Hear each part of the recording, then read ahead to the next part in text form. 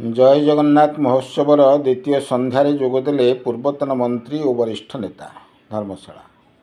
धर्मशाला block मधुपुरगढ़ panchayat भुवनपुर ग्राम चलता जय जगन्नाथ महोत्सवर द्वितीय संध्याटी बेस धूमधाम रे अनुष्ठित हो जाए। द्वितीय संध्यारे ओडिशार सुनामधन्य कंठशिल्पी सुभाष दासଙ୍କ कंठरे गोपनगरी चिठी आसी एवं चलचित्र अभिनेत्री भूमिका दासଙ୍କ ओडिसी नृत्य दर्शक मानक बेस विमोहित करथिला।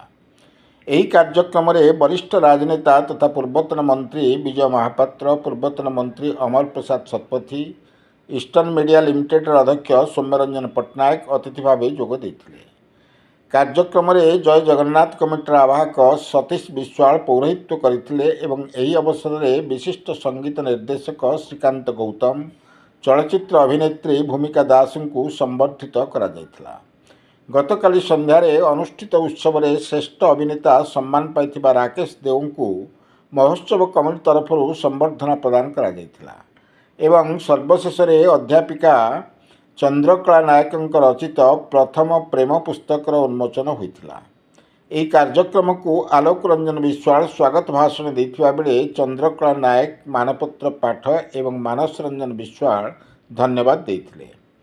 अन्यमानक मध्यरे कार्तिक स्वाई, सत्यानंद मिश्र, कुलमणि प्रधान, प्रदीप कुमार महांती, प्रदीप विश्वाल, जोगीश्याम विश्वाल प्रमुख उपस्थित थिले। धर्मशाला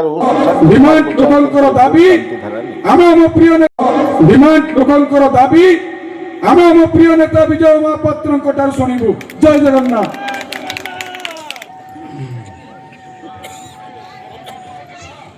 आज मंच ओडिशार विभिन्न अंचल को जाइए बुली आज मंच जगन्नाथ मंच मो बोधे ओडिशार अन्य जगह देखने से सतीश एवं उपस्थित समस्त माँ भौणी विद्वान व्यक्ति मान को यथेष्ट अशेष अशेष धन्यवाद जनवाई चाहे। समय बाबू वक्तव्य रखिंट, अमर बाबू वक्तव्य रखि बहु विद्वान व्यक्ति ओडिशा को जानी व्यक्ति समस्त उपस्थित अच्छा। अत्यंत आनंदित आज अंत एभलिया एक मंच मुझे आशा करी ओडिशार सबु अंचल निवेदन करी श्रीयुक्त अमर प्रसाद शतपथी को दुई पद कहे। सांस्कृतिक आध्यात्मिक कार्यक्रम वक्तृता रखी आपण मन को निराश करवानी रसयुक्त होता। आम आसला बेले शुणुलु आम बंधु सुभाष बाबू जो संगीत मैंने बयस प्रभाव ना मु सब कहे सी बयस आम समस्या बही किंतु से एवं जी देखिए जना पड़ी से